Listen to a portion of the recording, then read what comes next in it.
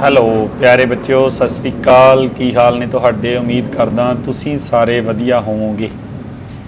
ਸੋ ਆਪਾਂ ਕਰਨ ਜਾ ਰਹੇ ਹਾਂ ਬੱਚਿਓ ਜਮਾਤ ਤੀਜੀ, ਵਿਸ਼ਾ ਪੰਜਾਬੀ। ਪੰਜਾਬੀ ਦੀ ਪੁਸਤਕ ਦਾ ਪਾਠ ਨੰਬਰ 5ਵਾਂ, ਉਸ ਦੇ ਪਾਠ ਅਭਿਆਸ ਭਾਵ ਕਿ ਪ੍ਰਸ਼ਨ ਉੱਤਰ।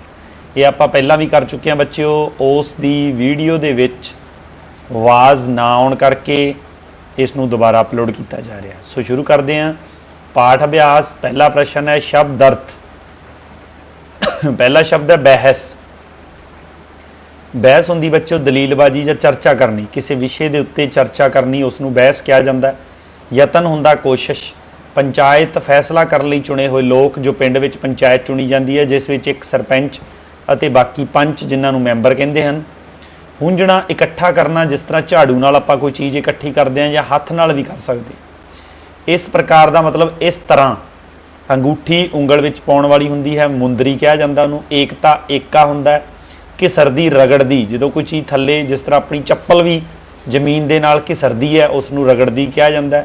शक्ति हुंदा ताकत। उस तो अगे है मौखिक प्रश्न बच्चों दूसरा। अनपढ़ लोग दस्खत करन दी थां की लाउंदे हन?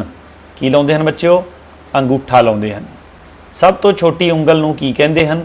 सब तो छोटी उंगल नूं चीची कहंदे हन। थाल विचों लड्डू किन्नियां उंगलां ने चुक्या?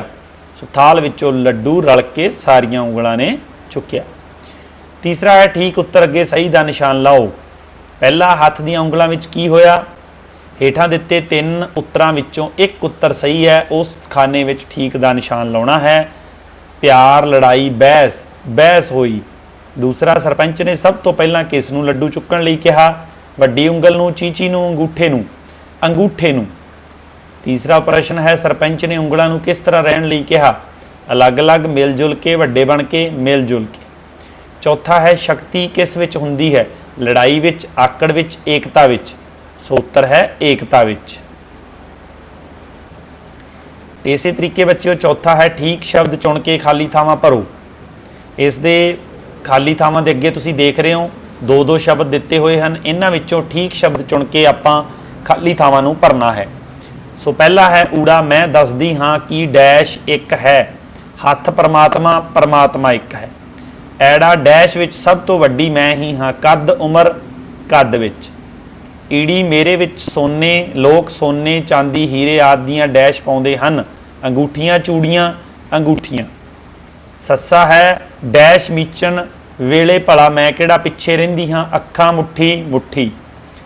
हाहा प्रश्न है बच्चों खाली थां है पंजे उंगलां ने मिल के डैश चुक लिया। रसगुल्ला लड्डू, लड्डू चुक लिया। कक्का है एकता विच भी डैश है। शक्ति कमजोरी, शक्ति। पंजवां है हेठ लिखे प्रश्नां दे उत्तर लिखो। ऊड़ा हत्थ दीआं उंगलां विच बहस क्यों होई? हत्थ दीआं उंगलां अपने आप नूं एक दूजे तो वड्डा समझदियां सन, इस करके उन्हां विच बहस हो गई। ऐड़ा है अंगूठे ने सरपंच नूं की कहा? अंगूठे ने सरपंच नूं कहा कि अनपढ़ लोग दस्खत करन दी थां मेरी वरतों करदे हन, इसलई मैं वड्डा हां। ईड़ी सरपंच ने थाली विच की लियाउण लई कहा? सरपंच ने थाली विच लड्डू लियाउण लई कहा। अगला प्रश्न है बच्चों सस्सा किन्नियां उंगलां ने मिल के लड्डू चुक लिया? सारियां उंगलां ने मिल के लड्डू चुक लिया। हाहा है सरपंच ने एकता बारे की कहा? सरपंच ने कहा कि एकता नाल मिल जुल के चलदे हो तां कोई भी काम औखा नहीं, एकता विच ही शक्ति है। प्रश्न नंबर 6वां हेठ लिखे शब्दां नूं वाकां विच वरतो।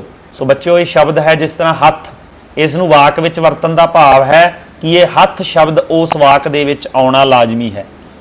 एक हत्थ विच 5 उंगलां हुंदियां हन। तुसीं मेरे तो इलावा भी होर वाक बना सकते हो जिस विच हत्थ दी वरतों कीती गई होवे। फैसला सरपंच ने सही फैसला कीता। लड्डू थाली विच लड्डू पए होए सन। दस्खत अनपढ़ लोग दस्खत दी थां अंगूठा लाउंदे हन। शक्ति एकता विच शक्ति हुंदी है। 7वां है बच्चों समझो ते लिखो। ਉਂਗਲ ਉਂਗਲਾਂ ਭਾਵ ਕਿ ਇੱਕ ਵਚਨ ਤੋਂ ਬਹੁਵਚਨ ਬਣਾਇਆ ਗਿਆ ਹੈ। ਇੱਕ ਵਚਨ ਭਾਵ ਹੁੰਦਾ ਬੱਚਿਓ ਇੱਕ ਵਸਤੂ ਦਾ ਜ਼ਿਕਰ ਹੁੰਦਾ ਹੈ, ਬਹੁਵਚਨ ਦਾ ਮਤਲਬ ਬਹੁਤੀਆਂ ਵਸਤੂਆਂ ਦਾ ਜ਼ਿਕਰ ਹੁੰਦਾ ਹੈ। ਸੋ ਉਂਗਲ, ਇੱਕ ਉਂਗਲ ਬਾਰੇ ਗੱਲ ਕੀਤੀ ਹੈ, ਉਂਗਲਾਂ ਜ਼ਿਆਦੀਆਂ ਹੋਣਗੀਆਂ। ਦਾਣਾ ਦਾਣੇ, ਅੰਗੂਠਾ ਅੰਗੂਠੇ, ਹੀਰਾ ਹੀਰੇ। ਇਹ ਹੈ ਵਚਨ ਬਦਲੋ। ਅੱਗੇ ਹੈ ਬੱਚਿਓ, ਅਧਿਆਪਕ ਪਾਠ ਵਿੱਚੋਂ ਸ਼ਬਦ ਚੁਣ ਕੇ ਬੋਲੇ ਅਤੇ ਬੱਚਿਆਂ ਨੂੰ ਲਿਖਣ ਲਈ ਕਹੇ। ਸੋ ਇਹ ਹੈ ਬੋਲ ਲਿਖਤ ਜੋ ਤੁਸੀਂ ਆਪਣੇ ਆਪ ਕਰਨੀ ਹੈ। ਜਿਸ ਤਰ੍ਹਾਂ ਸ਼ਬਦ ਮੈਂ ਤੁਹਾਨੂੰ ਬੋਲਾਂ ਤਾਂ ਤੁਸੀਂ ਉਹਨਾਂ ਸ਼ਬਦਾਂ ਨੂੰ ਲਿਖੋਗੇ, ਲਿਖ ਕੇ ਦੇਖਣੇ ਵੀ ਹਨ। ਮੈਂ ਸ਼ਬਦ ਬੋਲਦਾ ਹਾਂ ਸਰਪੰਚ, ਪਹਿਲਾ ਸ਼ਬਦ ਮੈਂ ਬੋਲਿਆ ਸਰਪੰਚ। ਦੂਜਾ ਹੈ ਲੱਡੂ, ਅੰਗੂਠੇ, ਆਖਿਆ,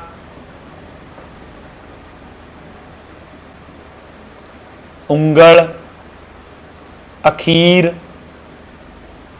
ਵਿਚਕਾਰਲੀ, ਦਸਖਤ,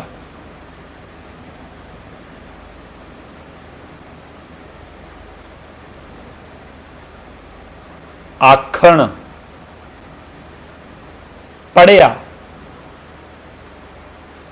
ਇਸ਼ਾਰਾ, ਅੰਗੂਠੀਆਂ, ਕਿਸਰਦੀ। ਸੋ ਇਸ ਤਰੀਕੇ ਤੁਸੀਂ ਇਹਨਾਂ ਸ਼ਬਦਾਂ ਨੂੰ ਹੇਠ ਦਿੱਤੇ ਬਣੇ ਹੋਏ ਖਾਲੀ ਥਾਵਾਂ ਦੇ ਵਿੱਚ ਲਿਖਣਾ ਹੈ। ਅੱਗੇ ਹੈ ਬੱਚੋ ਰਚਨਾਤਮਕ ਕਾਰਜ। ਅਧਿਆਪਕ ਵਿਦਿਆਰਥੀਆਂ ਨੂੰ ਸਕੂਲ ਗਰਾਊਂਡ ਵਿੱਚ ਰਿਲੇ ਦੌੜ ਕਰਵਾਵੇ, ਜਿੱਤਣ ਵਾਲੀ ਟੀਮ ਦੇ ਆਪਸੀ ਤਾਲਮੇਲ ਦੀ ਉਦਾਹਰਣ ਦੇ ਕੇ ਕਹਾਣੀ ਦਾ ਮਹੱਤਵ ਸਮਝਾਵੇ। ਰਿਲੇ ਦੌੜ ਹੁੰਦੀ ਹੈ ਬੱਚਿਓ ਇੱਕ ਤਰੀਕੇ ਦੀ ਦੌੜ ਹੈ ਜਿਸ ਦੇ ਅੰਦਰ ਇੱਕ ਬੈਟਨ ਸਟਿਕ, ਇੱਕ ਸਟਿਕ ਹੁੰਦੀ ਹੈ ਜਿਸ ਨੂੰ ਬੈਟਨ ਕਹਿੰਦੇ ਹਨ।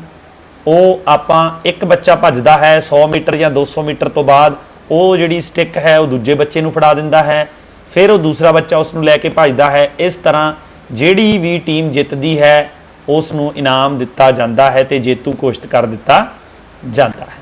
ਸੋ ਉਸ ਰਿਲੇ ਦੌੜ ਰਾਹੀਂ ਸਾਨੂੰ ਏਕਤਾ ਦਾ ਪਤਾ ਲੱਗਦਾ ਹੈ ਕਿ ਇਕੱਠੇ ਹੋ ਕੇ ਕਿਸੇ ਵੀ ਖੇਡ ਨੂੰ ਜਿੱਤਿਆ ਜਾ ਸਕਦਾ ਹੈ। ਸੋ ਅਗਲੇ ਕੰਮ ਨਾਲ ਫਿਰ ਮਿਲਾਂਗੇ। ਥੈਂਕ ਯੂ, ਧੰਨਵਾਦ।